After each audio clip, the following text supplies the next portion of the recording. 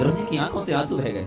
मुझे नहीं पता था कि प्रेम पाने के लिए इतनी कठिनाइयों का सामना करना पड़ता है। वायु भी मानो गाने लगी, ओम नमो भगवते वासुदेवाय। उत्तानपाद की दो रानियां, सुनीति और सुरुचि। बड़ी है सुनीति और छोटी है सुरुचि।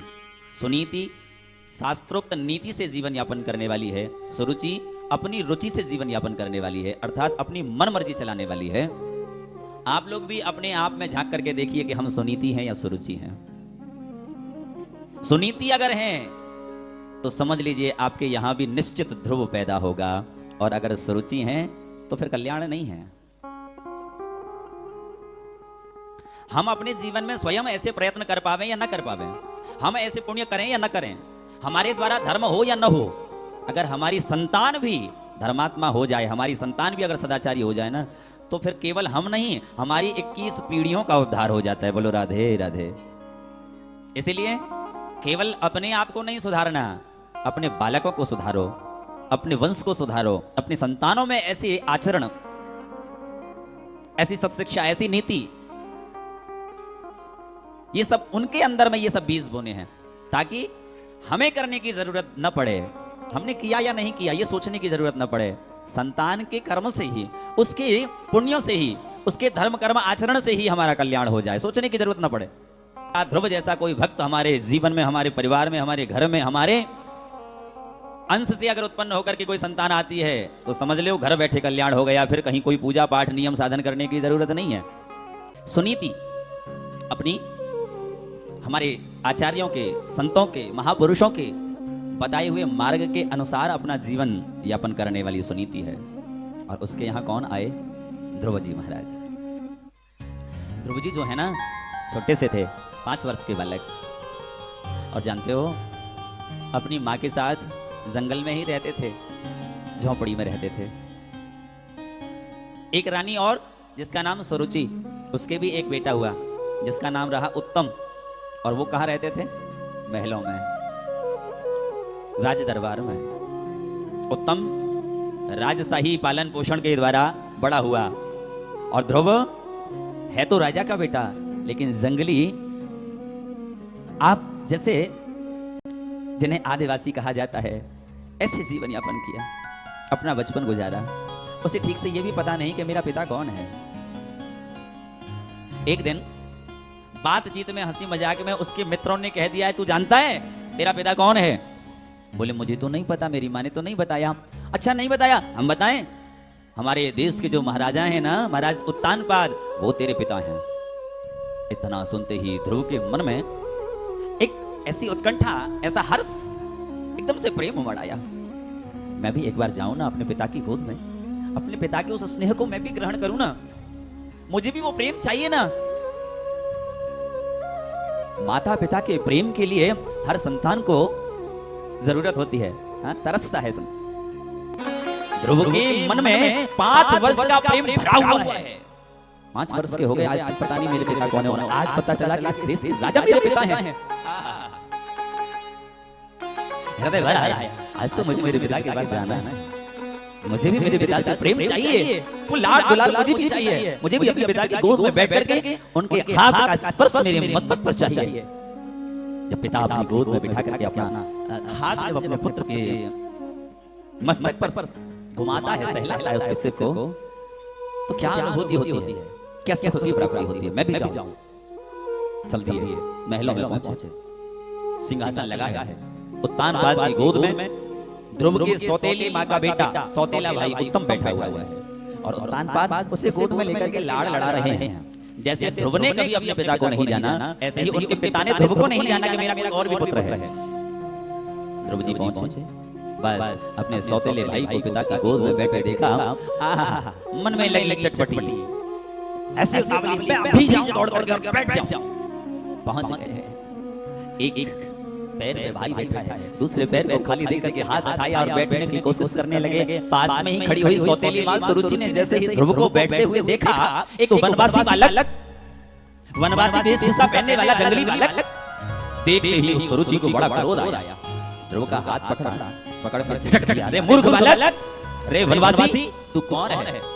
तेरी इतनी हिम्मत, तू इस देश के राजा की गोद में बैठने का प्रयत्न करता है, पहले अपना परिचय दे, तू कौन है? ध्रुव ने बड़ी सहजता से, बड़ी सरलता से उत्तर दिया, माँ आप मुझे नहीं जानती, पर मैं आपको जानता हूं। आप मेरी माँ से हो। सुरुचि जो है ना वो ध्रुव को सौतेला मानती है, लेकिन ध्रुव कैसे भक्त है, धन्य है उसकी माँ के लिए जिसने बचपन से ही अपने बालक को ये शिक्षा दी, बेटा इस संसार में कोई सौतेला नहीं है, तुम्हारे हृदय में प्रेम होना चाहिए। सौतेला और पराया व्यक्ति भी अपना हो जाता है। वसुधैव कुटुम्बकम्, इसी भाव को तो कहा है आचार्यों ने, अयम निजः परो वेति गणना लघु चेतसाम उदार चरितानां तु वसुधैव कुटुम्बकम्। आज ध्रुव जी आए, गोद में बैठना चाहा, सौतेली माँ ने हाथ पकड़ के झटक दिया, मूर्ख बालक दूर हो जा, अपना परिचय दे। ध्रुव ने कहा, मासी तुम ऐसा सौतेला व्यवहार क्यों कर रही हो?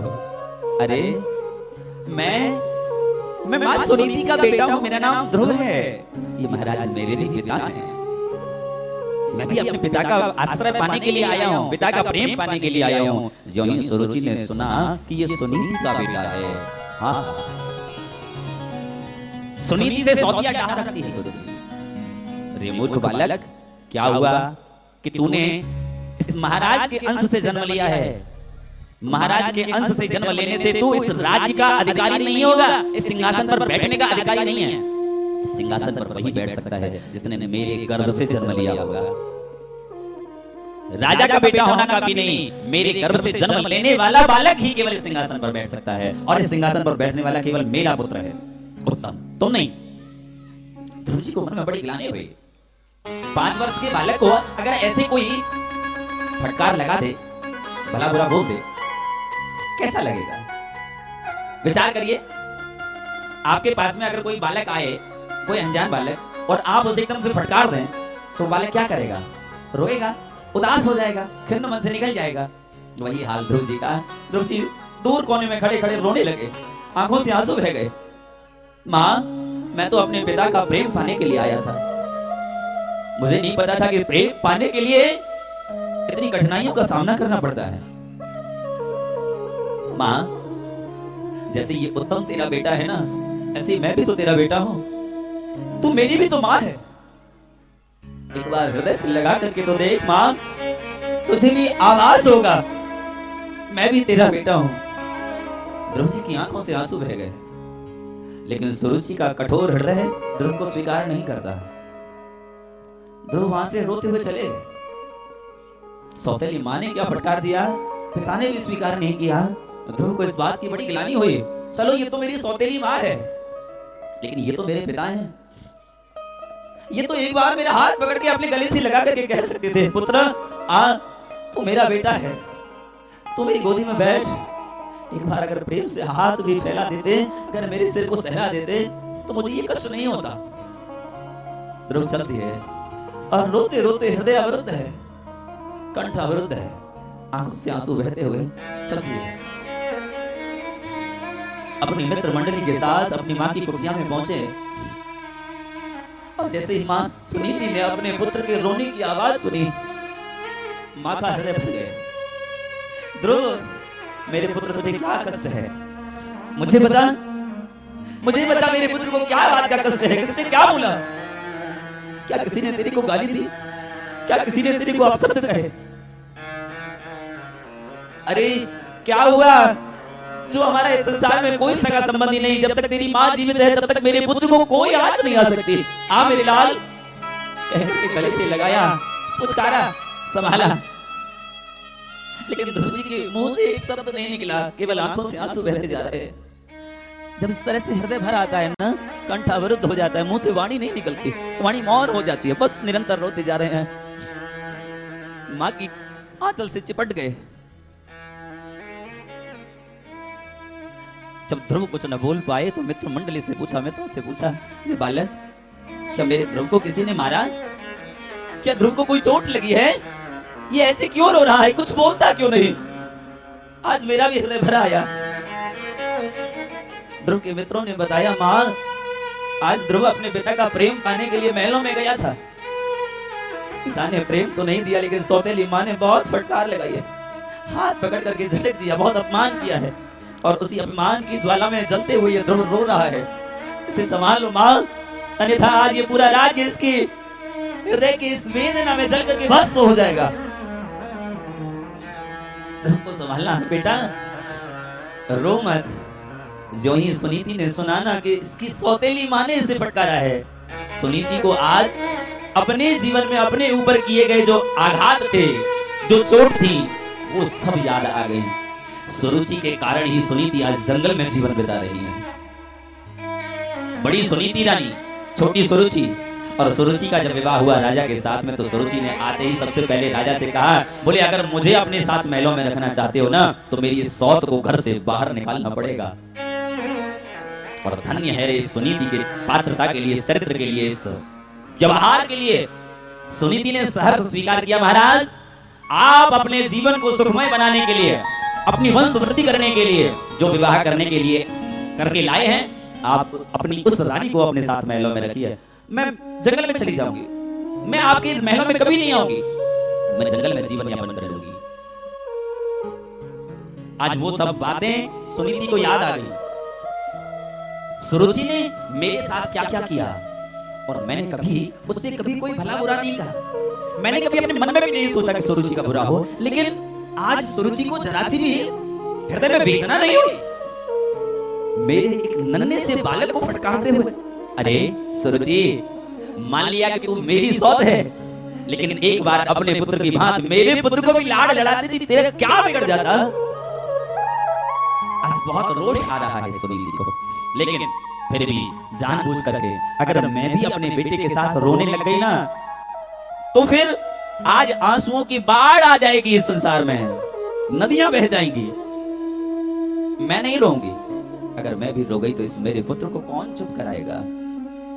ध्रुव को गोद में बिठा करके सहलाया, समझाया, बेटा कहने को वो तेरी सौतेली माँ है, लेकिन उस सौतेली माँ ने जो तेरे से बात कही है ना, वो बहुत उत्तम बात कही है। ऐसी बात तो कोई बड़े बड़े महापुरुष भी नहीं बता पाते। तेरी माँ ने कहा कि तुझे अगर सिंहासन पर बैठना है ना, तो जा भगवान का भजन कर। और बेटा मैं भी यही कहती हूँ, अगर तुझे वो सिंहासन चाहिए ना, अगर उस सिंहासन पर बैठना है ना, तो जा और भगवान का भजन कर। ध्रुव जी ने इतना सुना, एकदम से चेहरे पर मुस्कान आ गई, आंसू गायब हो गए। माँ तू भी कहती है कि मैं भगवान का भजन करने जाऊं? हाँ बेटा तू जा। माँ भजन करने से क्या होगा, भगवान मिलेंगे तो मैं क्या मांगूंगा। बेटा उनसे मांगने की जरूरत नहीं पड़ती, बिना मांगे सब कुछ देते, वो ऐसे दीन दयालु। और अगर तूने एक बार भगवान का भजन किया और भगवान प्रकट हो गई ना, तो तुझे ये साधारण से सिंहासन मांगने की जरूरत नहीं पड़ेगी। भगवान अगर प्रसन्न हो गए तो तुझे ऐसा सिंहासन देंगे जो कभी भी नष्ट नहीं होगा। ऐसा माँ ने आशीर्वाद दिया। रात्रि काल अंधकार समय देख करके ध्रुव जी झोंपड़ी छोड़ करके, मैया की कुटिया छोड़ करके निकल गए जंगल में। मन में क्या भाव, अब तो मुझे बस भगवान को पाना है, अब तो बस भगवान का भजन करना है। कुछ पता नहीं है, कुछ पता नहीं है, लेकिन चलती है। अब तो मुझे जंगल में जाकर के और भगवान को पाना है। चलते जा रहे हैं। अच्छा गंतव्य स्थान का पता नहीं, लक्ष्य का पता नहीं, साधन का पता नहीं, प्रक्रिया का पता नहीं, किसको पाना है, भगवान कैसा होता है, भगवान के स्वरूप का पता नहीं, विधा का पता नहीं, पर चलते जा रहे हैं। और ध्रुव जी के जैसी दृढ़ इच्छा शक्ति जिस जीव के मन में प्रकट हो जाए, फिर भगवान दूर नहीं। ध्रुव जी चले जा रहे हैं। मार्ग में नारद जी मिले। नारद जी ने समझाने की, बुझाने की, बहुत परीक्षा लेने की कोशिश की। ध्रुव जी की परीक्षा ली है। ध्रुव जी उस परीक्षा में पास हो गए, उत्तीर्ण हो गए। नारद जी ने अपना शिष्य बना लिया, द्वादशाक्षर मंत्र की दीक्षा दी। ओम नमो भगवते वासुदेवाय। भगवान के सुंदर चतुर्भुज नारायण स्वरूप का वर्णन किया। और कहाँ मिलेंगे ये सब वृत्तांत बताया, सब विधि बताई। जाओ मथुरा में, मधुवन में, जमुना जी के किनारे, और वहां जाकर के उन चतुर्भुज भगवान का स्मरण करो। ध्रुव मेरा मन कहता है कि तुम्हारी जो दृढ़ इच्छा शक्ति है, अगर इसी प्रकार से तुमने साधन किया तो भगवान तुम्हें दर्शन देने जरूर आएंगे। ध्रुव चल दिए। ध्रुव जी महाराज पहुंचे मधुवन में, और मधुवन में जाकर के जमुना जी के किनारे जो तपस्या की है, धन्य है ध्रुव के इस पावन चरित्र के। क्या तपस्या की है। त्रिरात्रांते त्रिरात्रांते कपित्थ बदराशना आत्मवृत्त्यनुसारेण मासं निर्णये जयन् हरिम्।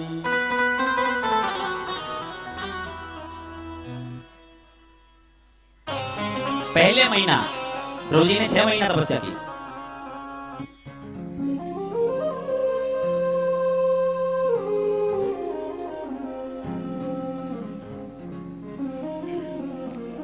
पहले महीने में 3-3 दिन के बाद में कैथ और बेर के फल खा करके जमुना जी का जल पी करके तपस्या की। दूसरे महीने में सूखी घास पत्ती खा करके जल पी करके 6 दिन के बाद में एक बार खाते और फिर तपस्या करते। तीसरे महीने में सूखी घास पत्ती खाना छोड़ दिया, केवल जल पी करके, वो भी 9 दिन के बाद में एक बार जल पीते। चौथा महीना प्रारंभ हुआ, जल पीना भी छोड़ दिया। 12 दिन के बाद में केवल एक बार सांस लेते। ध्रुव जी 5 वर्ष के बालक हैं। विचार करना, हम लोग भी अपने आप को भक्त कहलाने की कोशिश करते हैं, हम उस श्रेणी में कहीं दूर दूर तक भी हैं। ध्रुव जी महाराज 5 वर्ष की आयु में 6 वर्ष की आयु में कैसी कठिन तपस्या कर रहे हैं, विचार करके देखिए। चौथे महीने में जल पीना छोड़ दिया, 12 दिन के बाद में केवल एक बार सांस लिया करते, केवल एक बार वायु भक्षण करते। और जो 5वां महीना प्रारंभ हुआ, पंचमे मास्य अनुप्राप्ते जित श्वासो नृपात्मजः ध्यायन् ब्रह्मपदयेन तस्थौ स्थाणुर्वाचः। श्री शुक्राचार्य महाराज कहते हैं 5वां महीना जब शुरू हुआ ना, तो ध्रुव जी की कठिनता अपनी पराकाष्ठा तक पहुंच गई। ध्रुव जी की तपस्या अपनी चरम सीमा पर पहुंच गई। क्या? सांस लेना भी छोड़ दिया। 2 महीने बिल्कुल निराहार और निश्वास होकर के, उपराम होकर के, संसार से परे होकर के, केवल निरंतर भगवत स्मरण करते हुए अपने हृदय में ठाकुर की चतुर्भुज नारायण झांकी को बैठा करके और निरंतर स्मरण करते रहे। ओम नमो भगवते वासुदेवाय, ओम नमो भगवते वासुदेवाय। एक बात बोलें, जब कोई व्यक्ति अथवा कोई बालक अथवा कोई भक्त जब मन से, वचन से, कर्म से एकाग्र चित्त होकर के, एकाग्र भाव से स्थिर चित्त होकर के जब अपने प्रभु का स्मरण करता है ना, तो केवल उसका मन ही पवित्र नहीं होता, केवल उसका शरीर ही पवित्र नहीं होता, वो जहां बैठता है ना, वो भूमि भी पवित्र हो जाती है। और केवल भूमि नहीं, वहां से बहने वाली जो वायु है ना, वो वायु भी जब उसके शरीर से स्पर्श करती है ना, तो वायु भी पवित्र हो जाती है। और उसके शरीर से स्पर्श होने के बाद वो वायु जिसके भी संपर्क में आती है, वो व्यक्ति भी धन्य हो जाता है। बोलो राधे राधे। ध्रुव जी महाराज मधुबन में जमुना जी के किनारे तपस्या करते रहे, और वहां बहने वाली जो वायु है ना, आचार्य जन कहते हैं, संत जन कहते हैं, बड़ा सुंदर भाव, उस वायु की बहने की आवाज में से भी सरसर की आवाज नहीं आती। क्या आवाज आती है? वायु भी मानो गाने लगी, ओम नमो भगवते वासुदेवाय। अरे भैया, वायु की तो क्या चले, वहां बहने वाली कलिकल निनादनी मां कालिंदी, जमुना जी के जल की वो जो धारा है, उसमें से भी वो धारा में से कलकल आवाज नहीं आ रही, वो धारा भी मानो गाने लगी, ओम नमो भगवते वासुदेवाय। वासुदेवाय प्रभु कृष्णचंद्राय, वासुदेवाय प्रभु कृष्णचंद्राय। ओम नमो भगवते वासुदेवाय, ओम नमो भगवते वासुदेवाय। 6 महीने ऐसी तपस्या की, देवताओं के आसन डोल गए, भगवान के पास पहुंचे। प्रभु जाकर के अपने भक्त को दर्शन दो, नहीं तो ये भक्त के कारण आज हमारा बस सिंहासन भी खतरे में है। भगवान आए चतुर्भुज नारायण रूप में। ध्रुव जी ने नेत्र नहीं खोले। नेत्र खोले भी तो क्यों? जिस प्रभु का स्मरण करते हैं वो प्रभु तो सूक्ष्म स्वरूप में हृदय में विराजमान है, बाहर देखने की क्या जरूरत है? हाँ? वन वन में भटक करके भगवान को ढूंढने की उसे जरूरत होती है जिससे अपने हृदय में भगवान का दर्शन नहीं होता। भगवान कहते हैं, सब घट मेरा साइया, खाली घट ना कोई, और बलिहारी वा घट की, जा घट पर घट होय। गोस्वामी तुलसीदास जी भी कहते हैं, हरि व्यापक सर्वत्र समाना, प्रेम ते प्रगट होय में जाना। भगवान मेरे प्रभु मेरे परमात्मा सर्वत्र व्याप्त हैं, बस उन्हें प्रकट करने के लिए प्रेम की, भाव की, भक्ति की, रस की आवश्यकता है। ध्रुव जी ने प्रकट कर लिया। भगवान आए, ध्रुव जी ने नेत्र नहीं खोले तो भगवान ने अपनी माया से अपने सूक्ष्म स्वरूप को ध्रुव के हृदय से आकृष्ट कर लिया, खींच लिया, बाहर निकाल लिया। अब ज्यों ही सूक्ष्म झांकी जब हृदय से बाहर निकल गई, ध्रुव जी छटपटाए, अरे मेरे प्रभु, मेरे वो नारायण, मेरी परमात्मा, मेरे भगवान कहाँ चले गए मेरे हृदय को छोड़ करके। छटपटा करके ज्यों ही नेत्र खोले, नेत्र खोलते ही देखा तो जो मेरे प्रभु मेरे हृदय में थे वो तो मेरे सामने खड़े हुए हैं। वाणी मौन, स्तब्ध, खड़े रह गए, स्थिर खड़े रह गए, हाथ जोड़ लिए, कुछ बोल नहीं पाते। भगवान ने सोचा अरे ऐसे तो गड़बड़ हो जाएगी, न जाने कितनी देर खड़ा रहना पड़ेगा, पर ध्रुव को तो कुछ बोलना चाहिए। जब तक ये स्तुति नहीं करेगा, जब तक कुछ मांगेगा नहीं, तब तक हम जा नहीं सकते, तो क्या करें। भगवान ने पस्पश बालम कृपया बोले। अपना भगवान के 4 हाथ हैं और चारों हाथों में क्या क्या है? शंख, चक्र, गदा और पद्म। एक हाथ में शंख है, एक में चक्र है, एक में गदा है, एक में पद्म है। तो शंख जो लेकर के ध्रुव जी के कपोल से उनके गाल से छुआया और उसे छुआने मात्र से ही ध्रुव जी के हृदय में चारों वेदों का ज्ञान समाहित हो गया, समाहित हो गया। और ध्रुव जी ने बड़ी सुंदर स्तुति की है। योम तव प्रविश्य मम वाचमिमां सुप्तान् संजीवयत्यखिलशक्तिधरः स्वधाम्ना अन्याश्च हस्तचरणश्रवणत्वगादीन् प्राणान् नमो भगवते पुरुषाय तुभ्यम्। भगवान की बड़ी सुंदर स्तुति की। भगवान ने ध्रुव से पूछा, ध्रुव बताओ क्या चाहते हो, किस लिए तपस्या कर रहे थे? प्रभु बस आपका दर्शन चाह रहा था, मिल गया, अब और कुछ नहीं चाहिए। भगवान कहते हैं नहीं ध्रुव, जब तुम आए थे तो मन में इच्छा लेकर के आए थे कि मैं अपने पिता के राजगद्दी पाना चाहता हूँ, सिंहासन पाना चाहता हूँ, मैं तुम्हें आशीर्वाद देता हूँ। जिस सिंहासन की चाह लेकर के तुम मेरी तपस्या करने आए थे, अगले 36,000 वर्ष तक तुम उस सिंहासन का उपभोग करोगे। ध्रुव जी उदास हो गए, जाने लगे। भगवान अंतर्धान हो गए। उदास खिन्न मन से जब जाने लगे तो भगवान ने सोचा कि ध्रुव उदास हैं। आए, पुनः प्रकट हुए, पूछा ध्रुव क्यों उदास हो? ध्रुव उदास भाव से कहने लगे, प्रभु मैं बड़ा मूढ़ बुद्धि हूँ, मंद बुद्धि हूँ। मेरे सामने मेरे प्रभु आए, मेरे भगवान आकर के प्रकट हुए और मैंने उनसे क्या मांगा? ये तुच्छ नश्वर संसार, ये साधारण भूमि जो कि नष्ट होने वाली है, ये धन संपत्ति, ये सांसारिक सुख, अरे मैं आज चाहता तो मुक्ति मांग लेता और प्रभु मेरे मुझे मुक्ति भी देते, मुझे मेरी भगवान की भक्ति देते, अपने चरणों की भक्ति देते तो मेरा कल्याण हो जाता। पर मैं कैसा अज्ञानी हूँ। भगवान कहते हैं ध्रुव तुमने मांगा नहीं है, मैंने अपनी मर्जी से तुम्हें दिया है। और चिंता न करो, जितना समय, जितना अंतराल, जितना काल मैंने तुम्हें दिया, उतना काल तक तुम ये सांसारिक सिंहासन राज्य का उपभोग करने के बाद तुम्हारे लिए मैंने एक बहुत सुंदर सिंहासन बना दिया है, बहुत सुंदर लोक का निर्माण कर दिया है। और उस लोक को सारा संसार तुम्हारे नाम से ही जानेगा, नाम होगा ध्रुवलोक। और उस ध्रुवलोक की संपदा, उसका वैभव, उसका ऐश्वर्य मेरे वैकुंठ से कम नहीं होगा।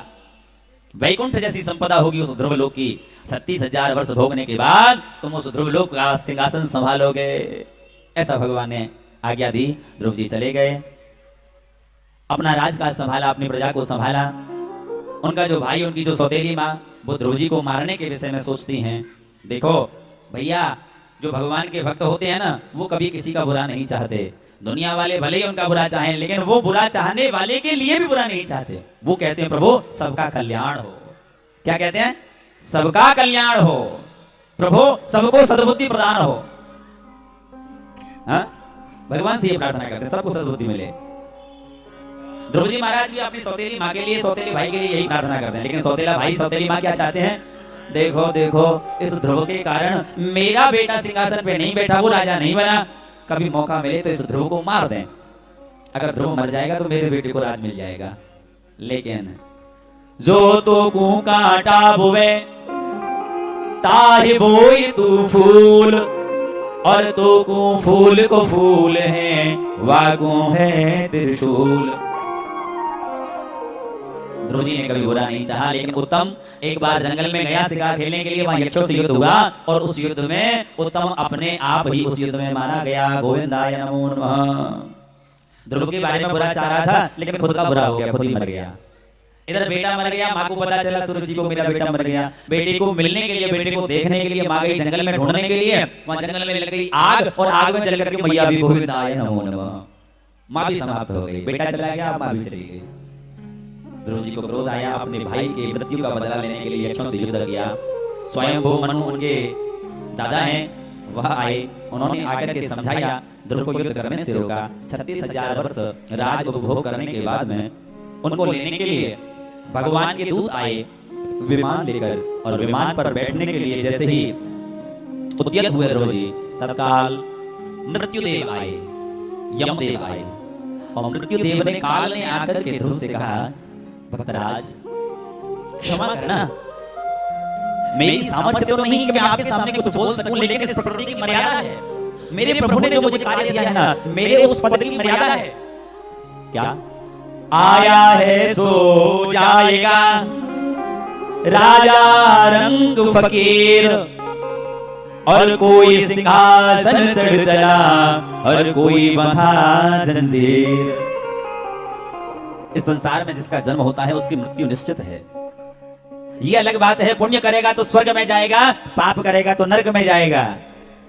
उसकी क्या गति होनी, क्या दुर्गति, क्या सदगति होनी है, ये उसके पाप पुण्य पर निर्भर करता है, लेकिन जाना सबको पड़ता है।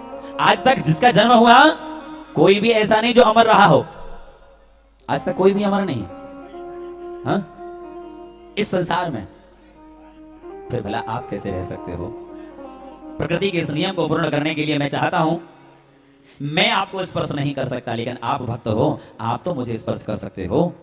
आप एक कष्ट कीजिए, आप अपने चरण को मेरे मस्तक पर पधराकर, मेरे मस्तक पर अपना पैर रख करके इस विमान पर आरूढ़ हो जाइए, विमान पर बैठ जाइए, जिससे इस प्रकृति का जो नियम है वो भी पूरा हो जाएगा, और आपके चरण रज मेरे मस्तक पर पधरेगी तो मेरा भी कल्याण हो जाएगा। बोले राधे राधे। आज मृत्युदेव भी अपने आप को धन्य अनुभूत कर रहे हैं एक भक्त की चरण रज पा करके। ध्रुव जी ने अपना चरण पधराया, मृत्युदेव अपने आप को धन्य अनुभूत करते हुए वहां से विदा लेते ध्रुव जी विमान पर बैठ करके जाने लगे। और जब विमान में बैठ गए तब ध्रुव को अपनी माँ सुनीति की याद आई। अरे मेरा तो कल्याण हो गया, मैं तो इतने सुंदर लोक को जाने लगा, लेकिन मुझे जन्म देने वाली मेरी माँ का क्या हुआ? अरे मैं कैसा मूढ़ हूं, कितना दुष्ट हूं, कितना नालायक हूं। जिस माँ ने मुझे जन्म दिया, जिस माँ ने मुझे ये भगवान का भजन करने की सलाह दी, ये मार्ग सिखाया दिखाया, उस माँ को अकेला छोड़ करके मैं अकेला अकेला भगवान के धाम को जा रहा हूं। मेरे जैसा नालायक बालक कोई नहीं हो सकता। रोने लगे, माँ को याद कर करके रोने लगे। जो भगवान के सेवक है ना, जो ध्रुव को लेने आए हैं, पूछने लगे ध्रुव की आंखों में आंसू देकर, ध्रुव क्यों रो रहे हैं? भक्तराज, आप जैसे भक्त के नेत्रों में आंसू, क्या कारण है बताइए ना। ध्रुव जी अवरुद्ध कंठ से बोले, भैया आज मुझे मेरी माँ की याद आ रही है। न जाने मुझे जन्म देने वाली, मुझे ये पद दिलाने वाली, मुझे ये गौरव, मुझे ये सम्मान दिलाने वाली मेरी माँ न जाने किस स्थिति में होगी। मुझे कष्ट हो रहा है सोच करके, मेरी माँ का न जाने क्या होगा। भगवान के सेवक कहते हैं, विष्णुदूत कहते हैं, अरे भक्तराज, ये व्यर्थ की विचार क्यों मन में ला रहे हो? ये व्यर्थ की चिंता करने की आपको जरूरत नहीं। कुलम पवित्रम जननी कृतार्था, वसुंधरा सा वसतिश्च धन्या, नृत्यन्ति स्वर्गे पितरस्य तेषां, येषां कुले वैष्णव नामधेयम्। भक्तराज, तुम्हारे जैसा भक्त जिस कुल में पैदा हो जाता है ना, उसके माता पिता की तो क्या चले, उसके 21 पीढ़ियों का घर बैठे उद्धार हो जाता है। बोलो राधे राधे।